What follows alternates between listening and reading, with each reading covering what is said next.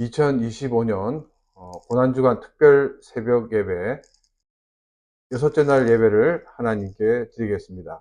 다 같이 찬양 드리겠습니다.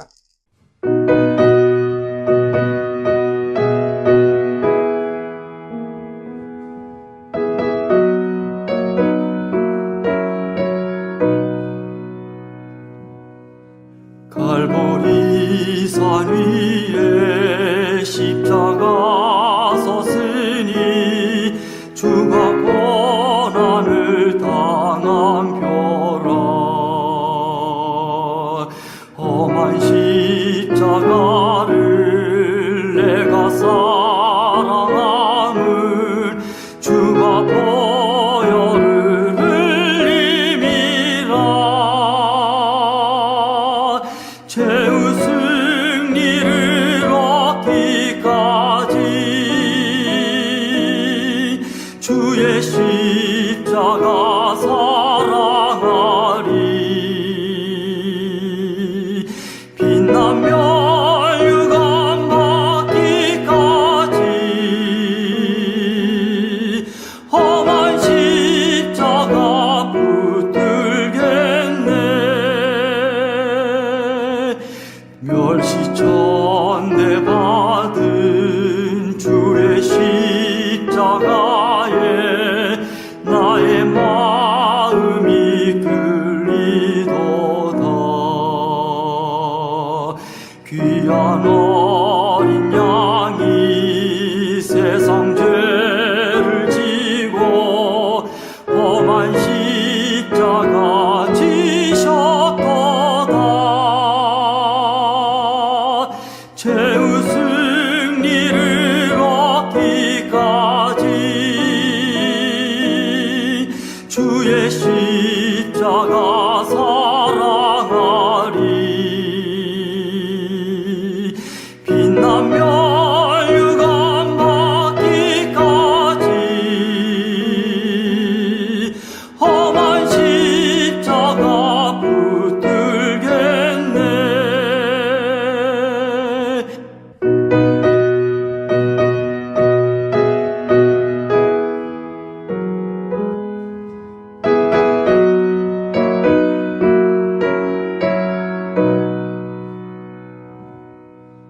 험한 십자가에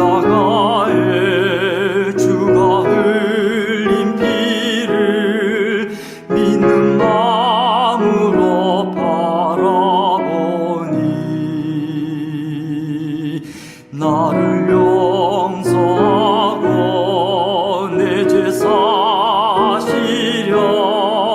주가 흘리신 보혈이라.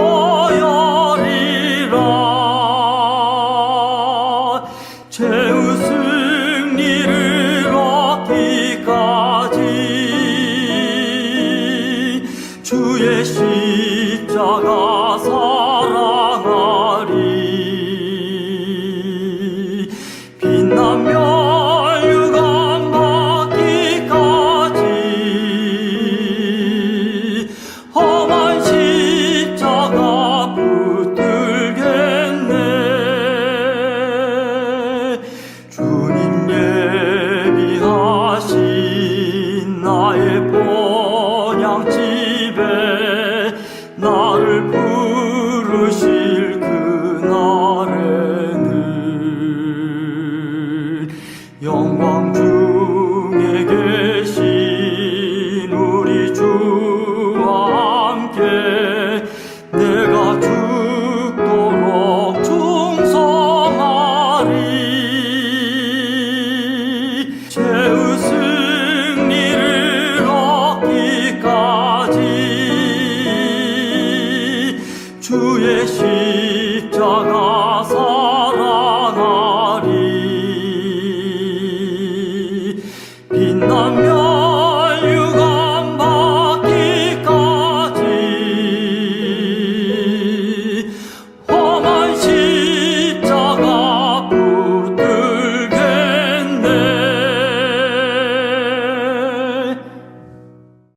오늘 우리에게 주신 하나님 말씀은 신약성경 누가복음 23장 44절에서 56절 말씀입니다.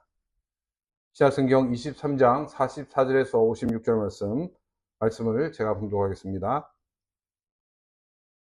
때가 제6시쯤 되어 해가 빛을 잃고 온 땅에 어둠이 임하여 제9시까지 계속하며 성소의 휘장이 한가운데가 찢어지더라.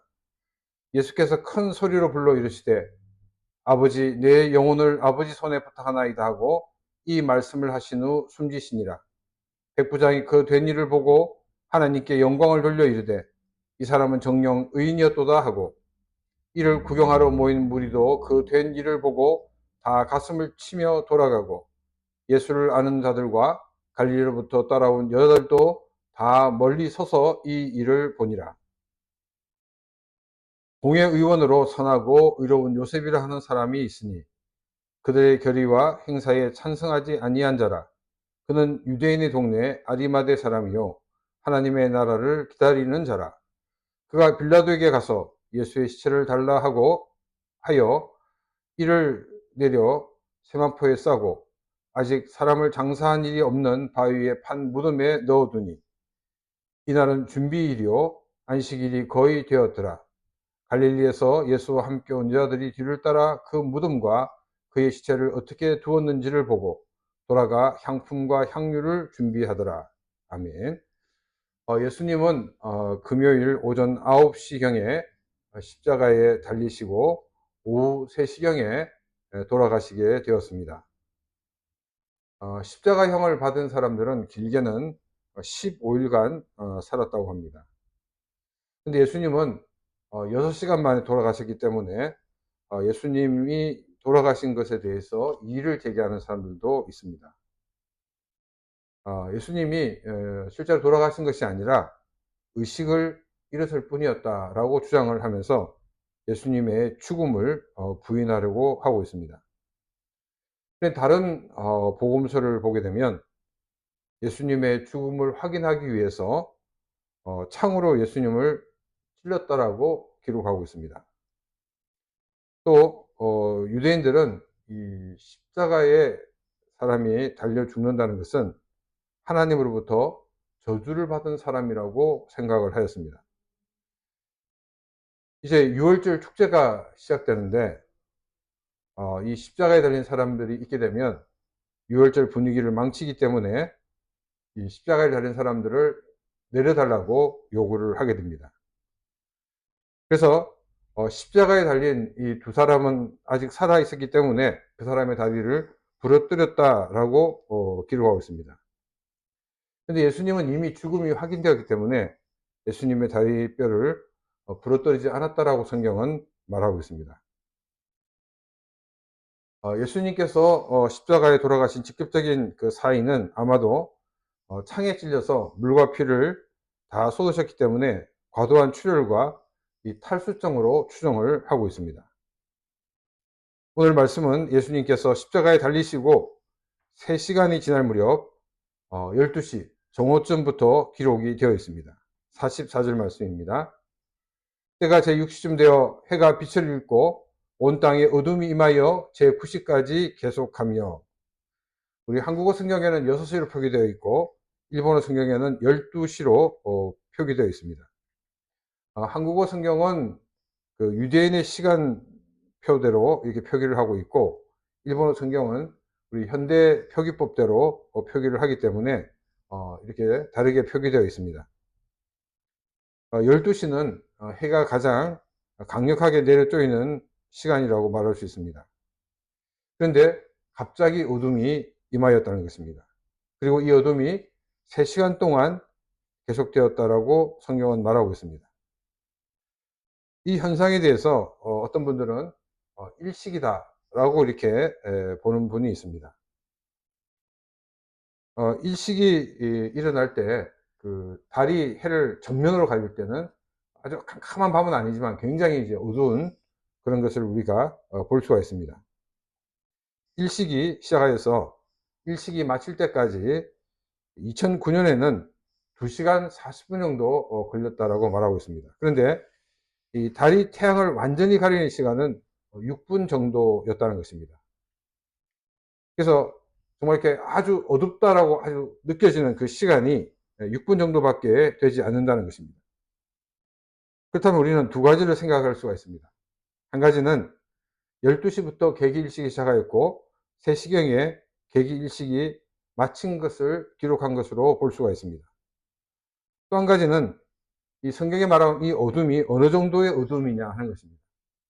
마치 달이 태양을 가렸을 때 그 정도의 어둠이 3시간 동안 계속됐다 그러면 이것은 일식이라고 표현할 수가 없다는 것입니다.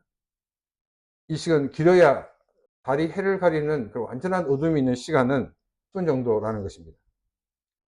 그래서 과학적으로 설명할 수 없기 때문에 초자연적 현상이 일어났다는 것을 말하고 있습니다. 성경에 기록된 이 현상이 계기일식이든지 초자연적인 현상이든지 이 현상을 기록한 이유가 무엇인가를 생각해 봐야 된다는 것입니다. 어둠이 임하는 것은 성부 하나님이 성자 예수님이 하나님으로부터 저주받은 것, 하나님으로부터 버림받은 것을 참아 볼 수 없는 하나님의 마음을 자연현상을 통해서 혹은 초자연적인 현상을 통해서 알려주고 있는 것이라고 우리는 생각해 볼 수가 있습니다. 45절 말씀을 보겠습니다. 성소의 휘장이 한가운데가 찢어지더라. 두 번째 성경에 기록된 것은 성전의 휘장이 가운데가 찢어진 것입니다. 성전 안에는 성소와 지성소가 있습니다. 성소는 제사장이 매일 들어갈 수가 있지만 지성소는 1년에 한 번, 그것도 대제사장만이 들어갈 수가 있었습니다. 대제사장이 이스라엘을 대표하여 백성의 죄를 가지고 지성소에 들어갔던 것입니다. 성소와 지성소 중간에는 커튼이 쳐져 있었습니다. 커튼 하나이지만 이쪽과 저쪽은 쉽게 왔다 갔다 할 수 있는 곳이 아니었습니다. 지성소는 하나님의 보좌를 상징하는 곳입니다. 하나님의 보좌라는 것은 하나님이 임재하여 계시다는 것이고 또한 하나님을 만날 수 있는 곳이라는 것을 우리에게 알려주고 있습니다. 죄로 타락한 우리 인간은 스스로 하나님 앞에 나갈 수가 없었습니다. 직접 하나님과 교제를 나눌 수도 없었습니다. 하나님과 하나님 백성을 연결하는 역할을 하는 것이 바로 대제사장이었습니다. 이 대제사장은 오실 메시아에 대한 상징이었습니다. 메시아가 오심으로 메시아를 통해 하나님 앞에 나가며 하나님과 교제하는 그런 사이가 될 수 있다는 것을 바로 이 대제사장의 사역을 통해서 보여주셨던 것입니다. 성소와 지성소를 막았던 커튼이 위로부터 아래로 찢어졌습니다. 하나님과 하나님 백성 사이를 막고 있던 그 모든 장애물이 다 제거가 되었다는 것을 보여주고 있습니다. 예수님의 죽으심으로 이 예수님의 십자가의 공로를 믿음으로 한 사람 한 사람이 하나님 앞에 나갈 수가 있고 또 하나님과 교제할 수 있게 된 것을 우리에게 보여주고 있습니다. 우리는 주님의 십자가로 여신 이 길을 통해 하나님 보좌 앞으로 나가야 합니다. 그래서 하나님과 늘 풍성한 교제를 나누는 삶이 되어야 하는 것입니다. 46절, 47절 말씀입니다.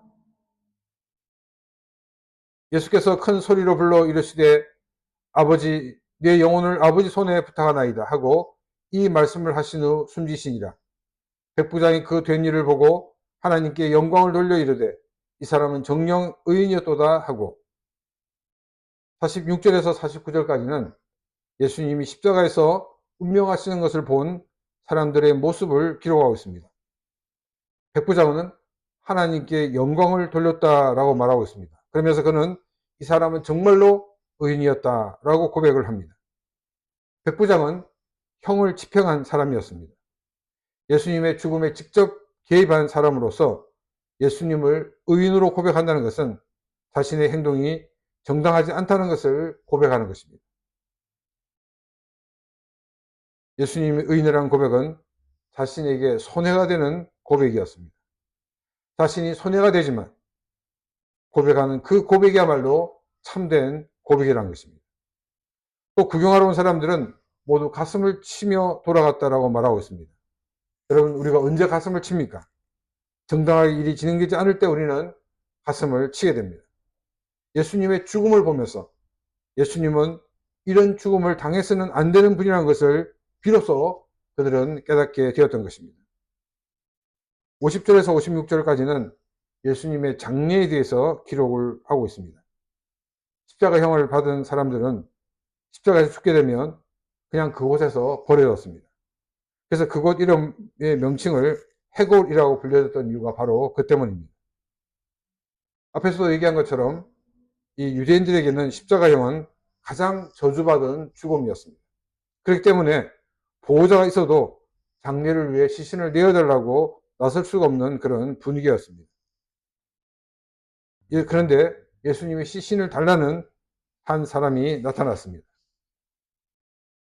이 사람은 요셉이라는 사람으로 사내들인 공회원이었습니다. 그리고 이 사람을 어떻게 소개하고 있냐면 선하고 의로운 사람이라고 소개를 합니다. 그리고 51절에서는 예수님을 비판할 때 결의와 행사에 참여하지 아니한 사람이라고 소개를 합니다. 또 그는 이 유다 지역에 있는 아리마대라는 동네 사람으로서 하나님 나라를 기다리는 사람이라고 말하고 있습니다. 이런 사람이 빌라도에게 가서 예수님의 시신을 달라고 하였고 빌라도는 예수님의 시신을 넘겨주었습니다. 곧 안식일이 시작되기 때문에 아리마대 사람 요셉의 무덤에 예수님을 일시적으로 안치해 놓았습니다. 안식일이 시작이 되는 일몰이 다가와 장례 절차는 더 이상 진행될 수가 없었습니다. 그리고 여인들은 돌아가서 예수님의 남은 장례를 준비하게 됩니다. 요셉이란 인물을 하나님 나라를 기다리는 사람이라고 성경은 말하고 있습니다. 예수님이 십자가에 죽으시고 부활하기 전까지 유대인들에게 하나님 나라를 기다린다는 것은 메시아의 오심을 기다리는 사람을 말하고 있습니다. 또 예수님이 태어나신 후에 이 정결의식을 가지기 위해서 예루살렘에 올라가셨을 때 누가복음 2장에 시므온과 안나라는 두 사람이 나옵니다. 시므온에 대해서는 의롭고 경건하여 이스라엘의 위로를 기다리는 자라고 표현하고 있습니다. 안나는 예수님을 보고 예루살렘을 속량을 바라는 사람들에게 예수님에 대해 말했다라고 기록되어 있습니다. 이스라엘의 위로를 기다린다, 또 이스라엘 속량을 바란다, 이 모두가 바로 메시아를 기다리는 표현입니다. 요셉은 철저히 구약 성경에서 예언된 메시아를 기다리던 사람이었습니다. 그리고 선하고 의로운 사람이었습니다. 이것은 신앙과 삶이 일치되는 사람이었다는 것을 우리에게 말하고 있습니다. 그가 사내들인 공회의원이라는 것은 사회적으로 상당한 높은 지위에 있는 사람인 것을 우리에게 보여주고 있습니다. 또한 예수님을 채용하자는 그와 같은 것에 동의를 하지 않은 사람이었습니다. 권력을 유지하기 위해서 타협하는 사람이 아니었다는 것을 우리에게 알려주고 있습니다. 바로 이런 사람이 예수님의 시신을 자기의 무덤으로 준비한 곳에 안치할 수 있는 특권이 임했던 것입니다. 권력과 부를 위해서 신앙을 포기하지 않았고 신념을 포기하지 않았습니다. 행운이 아무에게나 오는 것이 아니라 마음을 다하고 성품을 다하여 하나님을 사랑하는 사람에게 온다는 것을 우리에게 보여주고 있습니다. 앞에서도 말한 것처럼 예수님의 장례는 완전히 끝난 것이 아니었습니다. 장례를 마치지도 못하고 안식일이 시작되므로 이 장례 절차는 중지되고 말았습니다. 56절에서 여인들이 장례를 마무리 짓기 위해서 향품과 향료를 준비하였다라고 오늘 본문이 마치고 있습니다. 예수님의 장례는 마치지 못하였습니다. 예수님은 주일 새벽 여인들이 예수님의 장례를 마무리 지으러 갔을 때 이미 부활하셨기 때문입니다. 이 시간 오늘 주신 말씀을 가지고 같이 기도드리겠습니다.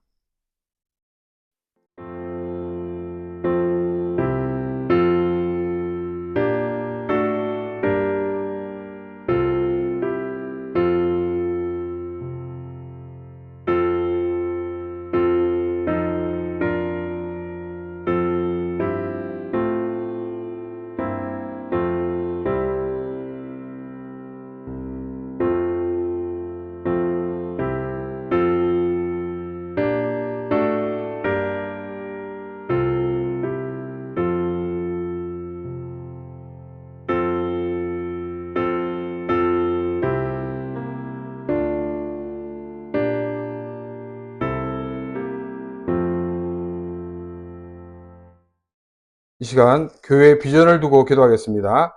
일본 열도의 교회를 개척하는 교회, 또는 복음을 알지 못하는 곳에 선교사를 파송하는 교회가 될 수 있도록 이 시간 같이 기도드리겠습니다.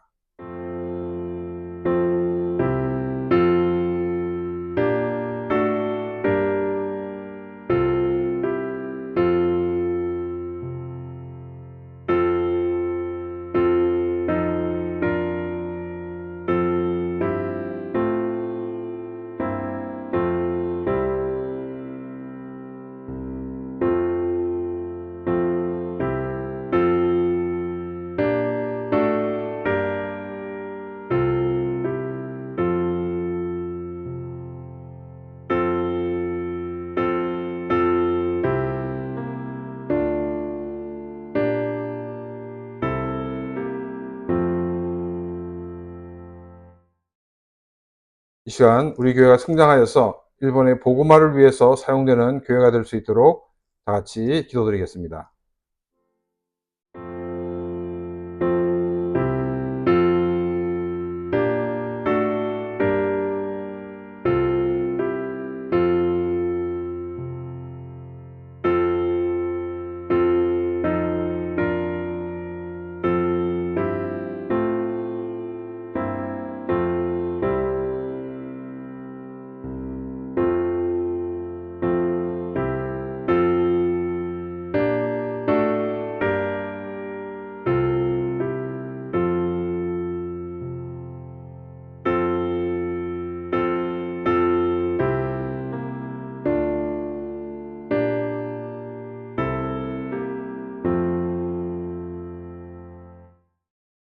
교회당 건축을 위해서 법적인 문제나 재정적인 문제가 해결될 수 있도록, 그래서 건축이든지 아니면 리폼이든지 빨리 이루어져서 우리 교회가 보다 더 효과적으로 선교의 기지가 될 수 있도록 같이 기도드리겠습니다.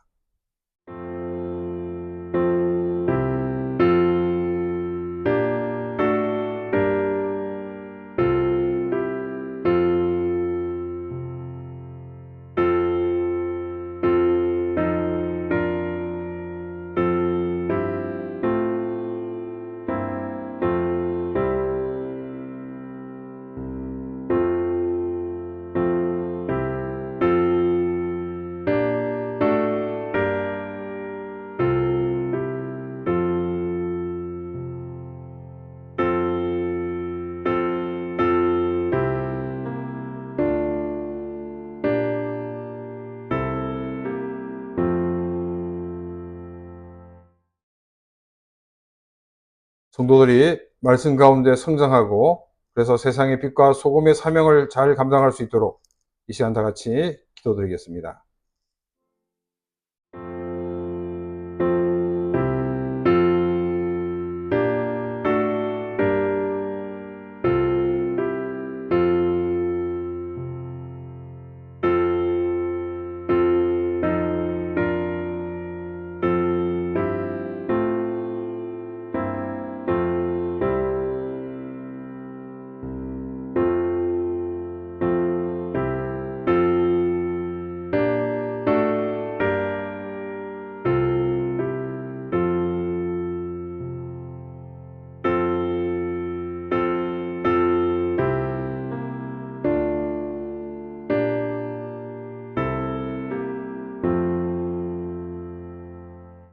마지막으로 우리 개인적인 여러 가지 기도의 제목과 오늘 하루도 하나님의 인도하신 가운데 승리한 하루가 될 수 있도록 다 같이 기도드리겠습니다.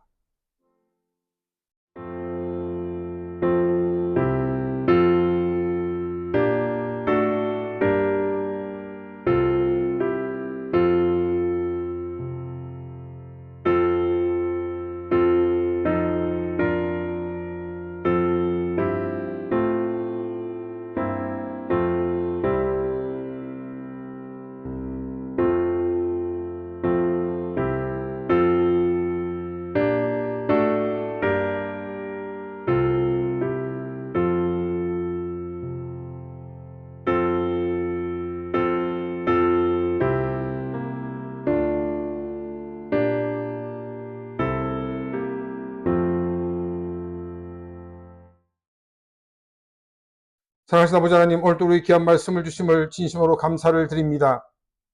우리가 하나님 나라를 바라보며 믿음과 삶을 일치하는 삶을 삶으로 우리가 마음을 다하고 성품을 다하고 힘을 다하여 주님을 사랑하는 삶이 되어지게 하여 주시옵소서. 또한 우리들이 주님을 바라보며 우리를 위하여 죽으신 그 주님의 놀라우신 은혜와 사랑으로 우리가 하나님 앞에 나가며 또 하나님과 교제할 수 있음을 기억하며 우리들이 늘 하나님 앞에 나가는 삶, 하나님과 교제하는 삶들이 되어지게 하여 주시옵소서. 이 시간 교회를 위해 기도하고 또한 우리가 기도한 모든 기도의 제목들 하나님 다 응답하여 주옵시고 오늘 하루도 주의 이름으로 승리하는 하루가 되어지게 하여 주옵소서. 이제는 우리 주 예수 그리스도의 은혜와 하나님 아버지의 놀라우신 사랑하심과 성령의 감화 감동 교통하시며 충만하심이 주님 앞에 나와 예배하며 간구한 모든 심령들과 그 가정과 그 하는 모든 일들 위해 이제부터 영원토록 함께 있을지어다. 아멘.